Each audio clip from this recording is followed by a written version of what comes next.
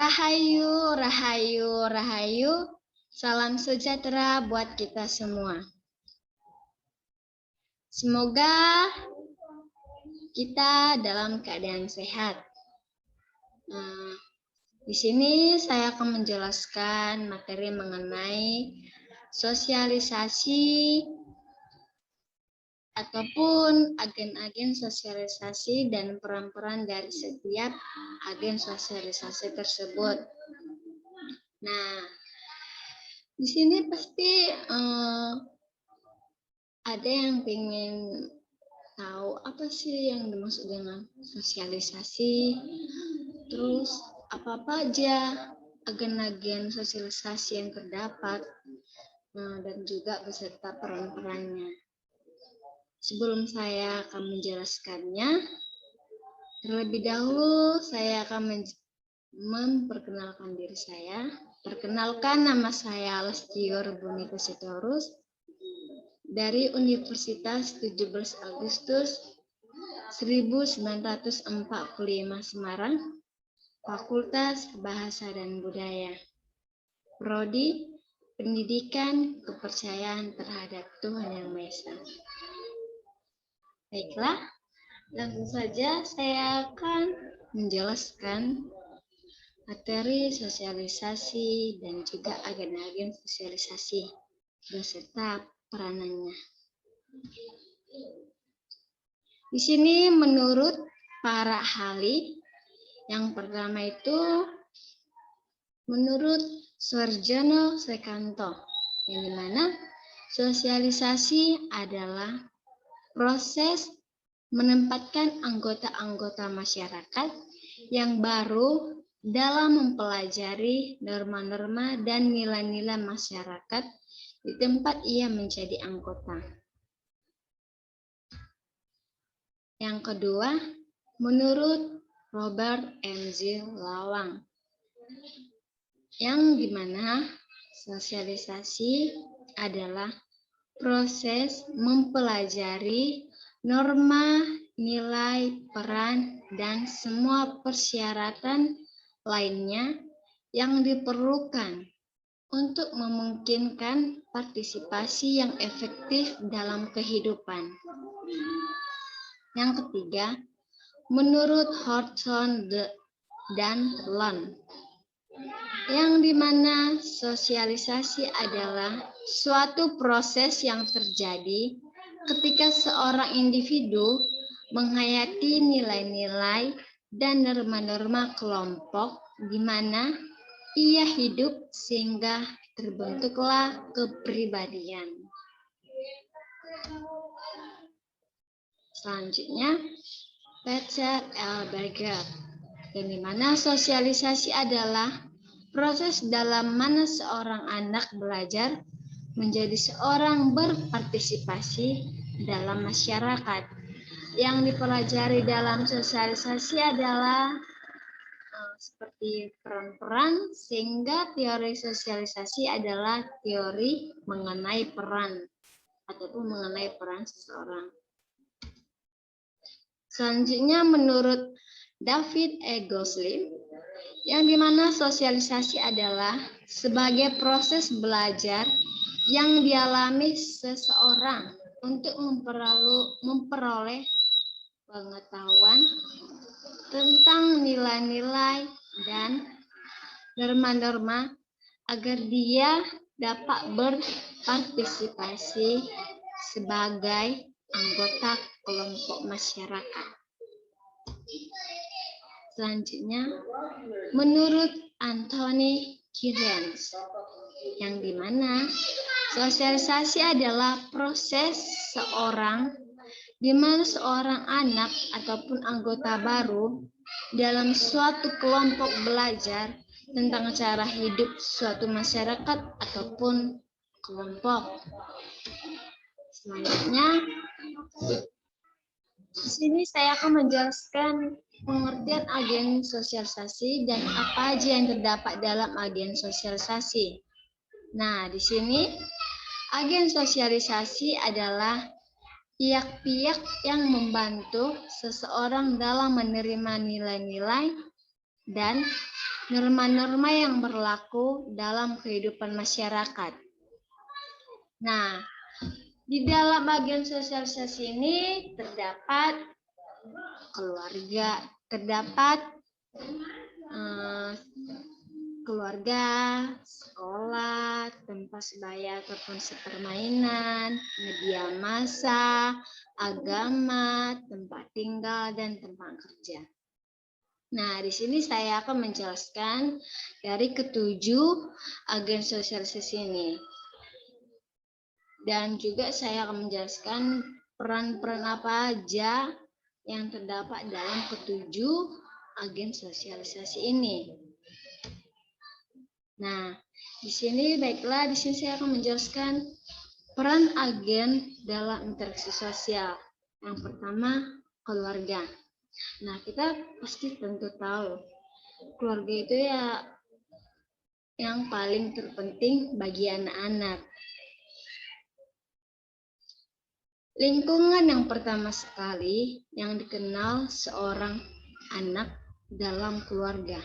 Seorang anak akan diajarkan oleh keluarganya ataupun orang tuanya tentang cara berperilaku, cara berkomunikasi yang baik, cara berinteraksi yang baik, dan menjelaskan ataupun menanamkan nilai-nilai dan norma-norma lainnya terhadap anak sebagainya yang berlaku dalam kehidupan masyarakat.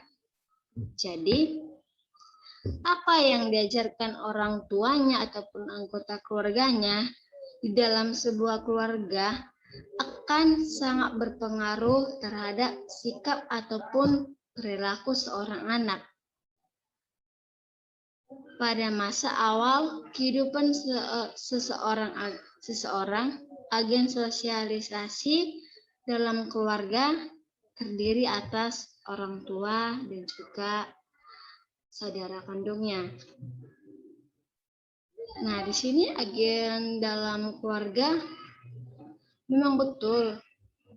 Contoh, kalau keluarga orang tuanya bersikap buruk, ada kemungkinan anaknya juga mengikuti perilaku buruk orang tuanya. Nah, di sini peran keluarga sangat dipentingkan dalam mendidik anaknya. Karena didikan pertama seorang anak itu dari keluarga dulu. Setelah itu barulah ke lingkungan ataupun lingkungan masyarakat. Nah, di sini saya akan menjelaskan peran agen dalam keluarga. Nah, seperti saya katakan tadi, ketika orang tua berperilaku yang disiplin, maka anaknya akan berperilaku disiplin juga.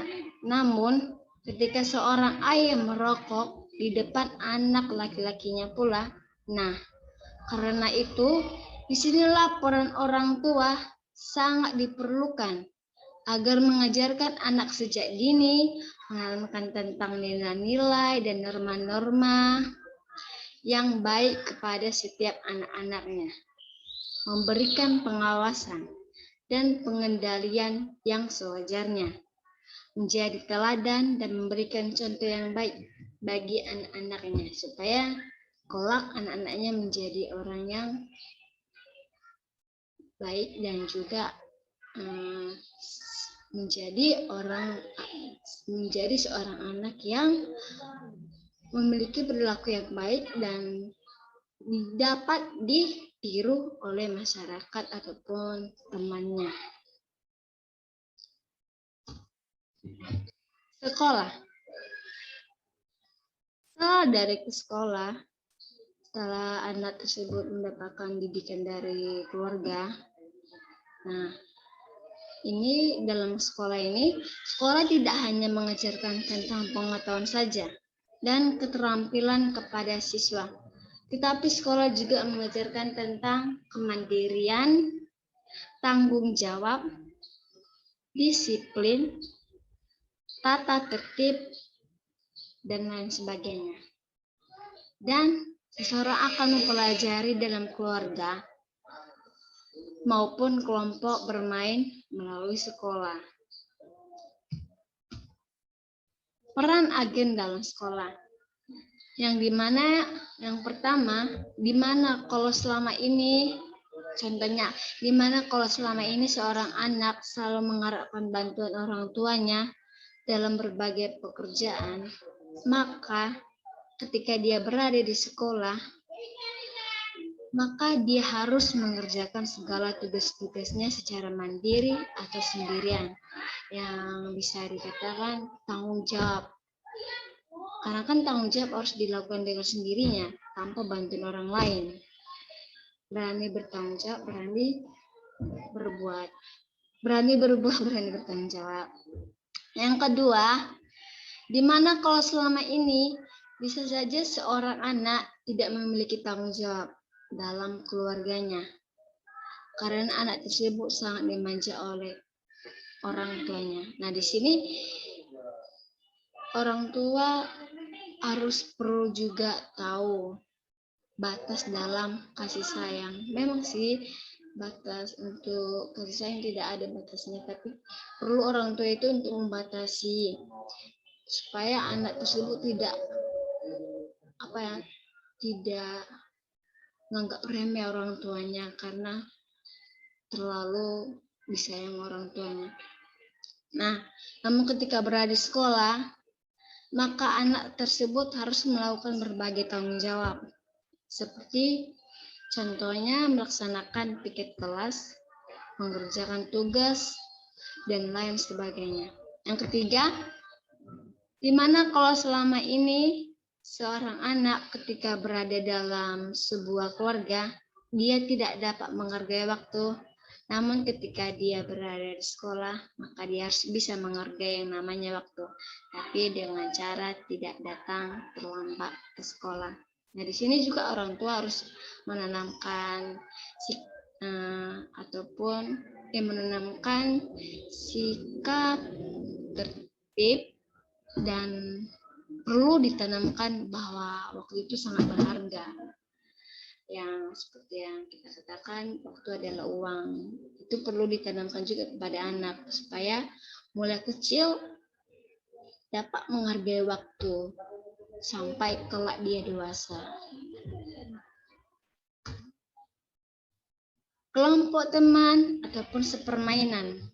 Nah, seorang anak nantinya akan bergaul tentunya dengan teman sekolahnya ataupun teman yang ada di lingkungan dia bertempat tinggal. Dan dalam bergaul, dalam teman sebaya ataupun teman sepermainan, seorang anak akan belajar dan mengenal tentang nilai-nilai keadilan, nilai-nilai kebenaran, toleransi, solidaritas, dan lain sebagainya.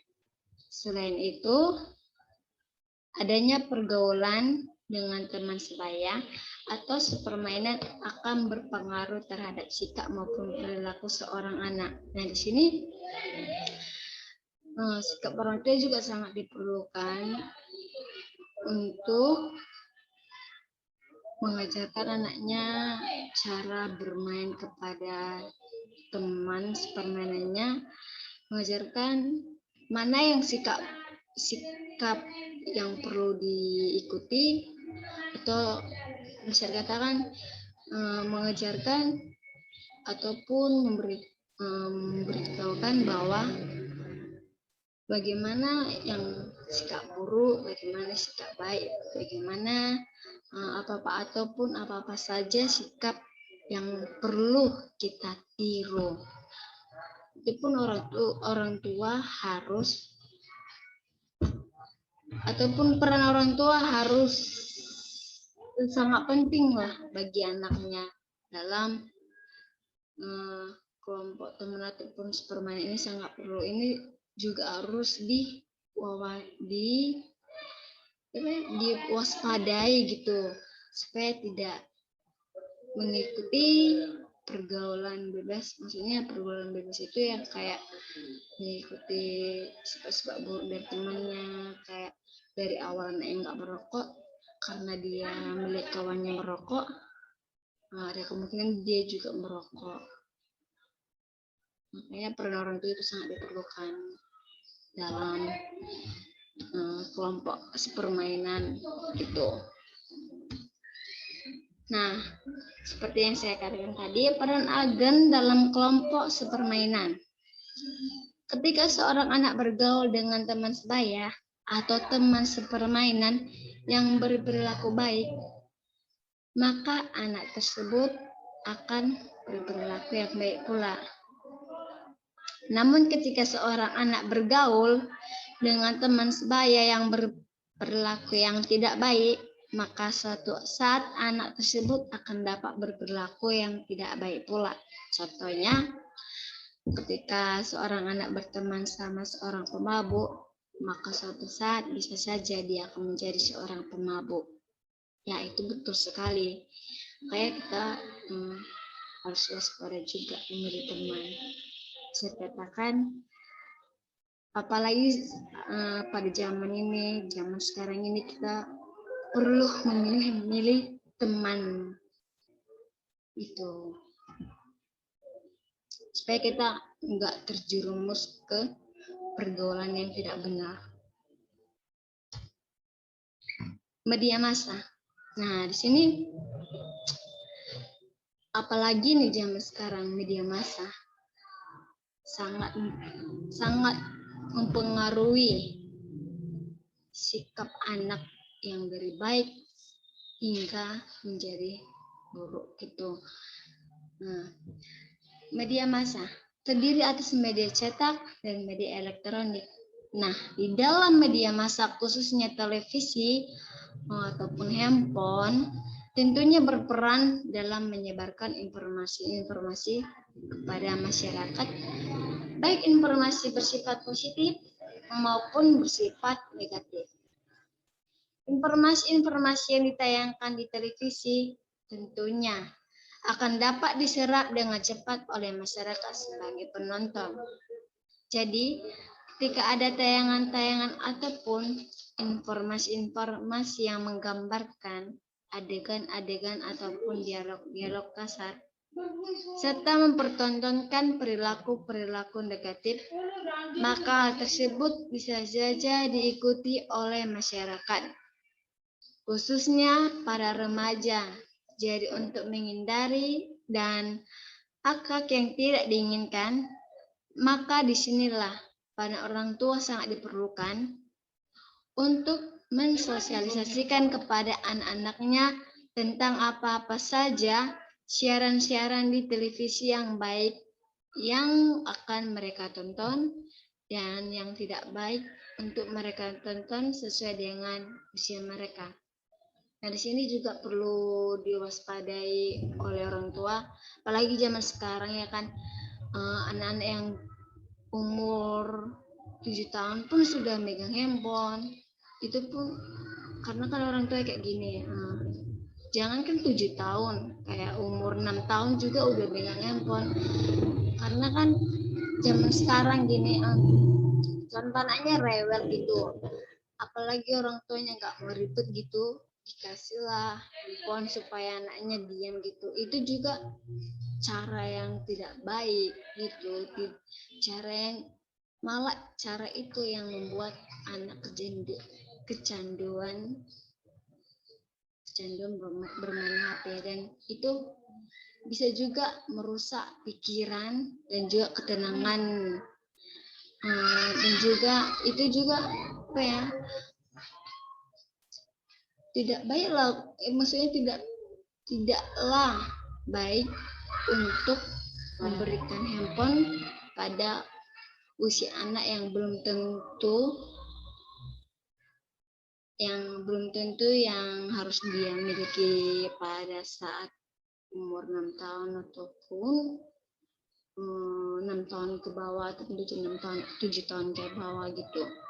Ya, walaupun anak sudah memiliki handphone gitu 7 tahun ke atas gitu, ya orang tua juga harus pandai-pandai dalam mengatur waktu. Atau contohnya kayak gini, dalam sebuah keluarga harus dibatasi anaknya untuk bermain handphone supaya ada juga waktunya untuk belajar gitu, tidak terlalu fokus untuk bermain handphone. Nah, seperti yang saya katakan tadi, peran agen dalam kelompok media massa. Sekarang yang maraknya adalah media sosial. Ya, tentunya, apalagi zaman sekarang, media sosial sangat berkembang pada zaman ini. Dan bahkan bisa dikatakan manusia tidak bisa hidup jika tidak ada media sosial ataupun handphone. Jadi media juga berperan mendidik kita sebagai individu dan mengajarkan kita berbagai hal baik yang positif maupun yang negatif. Media sosial juga bisa menimbulkan hal yang negatif juga sih. Jadi kita juga harus bijak dalam menggunakan media sosial tersebut. Dulu yang marak itu televisi sangat berpengaruh terhadap kecakapan hidup seseorang. Sekarang malah media sosial. Jadi media sosial ini dengan kecanggihannya dan kemudahannya itu banyak yang mempengaruhi karakter dan kepribadian kita. Ya, sangat betul. Media sosial juga sangat perlu kita waspadai walaupun menggunakan media sosial itu menyenangkan, tapi kita perlu juga membatasinya. Jangan terlalu selalu aja bermain media sosial sehingga lupa waktu, dan itu menimbulkan sikap kepribadian anak yang baik bisa menjadi yang buruk gitu. Tempat tinggal ataupun lingkungan yang kita tempati dapat juga mempengaruhi perilaku dan kepribadian kita. Nah, jadi kita perlu bijak dalam berteman dan tidak terpengaruh terhadap lingkungan yang bersifat negatif. Peran orang tua juga diperlukan agar anaknya dapat dibatasi pergaulan anaknya sendiri dan mengajarkan anak cara bersosialisasi yang baik terhadap sesama. Nah, seperti kita gini, kita juga perlu mengajarkan kepada anak cara bergaul yang baik, cara bergaul, bagaimana caranya, terus kita juga harus mengajarkan kepada anak-anak dalam bergaul juga harus perlu berhati-hati, apalagi di tempat tinggal. Pasti akan adanya sifat negatif maupun positif.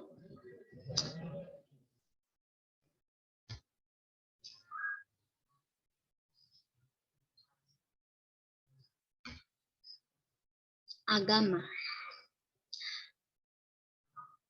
Nah, agama pasti teman-teman langsung terlintas. Pasti tentunya tahu ya kan, agama gitu. Keluarga menjadi tempat nilai-nilai agama yang diberikan, diajarkan, dan dipraktikkan. Dan disinilah peran orang tua yang sangat diperlukan bagi anak. Orang tua juga berperan untuk menanamkan nilai agama, nilai norma-norma, sekaligus memberikan identitas agama pada anak. Maksudnya, ya, memberikan identitas agama pada anak. Orang tua yang berhasil menerapkan nilai-nilai agama melalui kehidupan sehari-hari akan mampu memberikan fondasi yang kuat bagi seluruh anggota keluarganya. betul, apalagi kan agama juga sangat penting. Jika orang tua menanamkan sikap agama ataupun menjelaskan apa itu agama kepada anaknya, itu dapat membuat ataupun seluruh anak udah tahu pengertian dari agama, apa-apa nilai-nilai dan norma yang ada terdapat dalam agama. Apalagi ini kan menyangkut kepada Tuhan. Nah, kalau dia sudah mengerti itu, bisa kita katakan sebuah keluarga akan mendapatkan keharmonisan dan juga Tuhan akan berada dalam di tengah-tengah keluarga tersebut.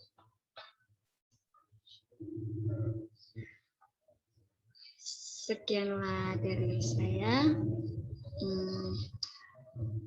Saya ucapkan rahayu, kurang dan lebihnya saya ucapkan terima kasih.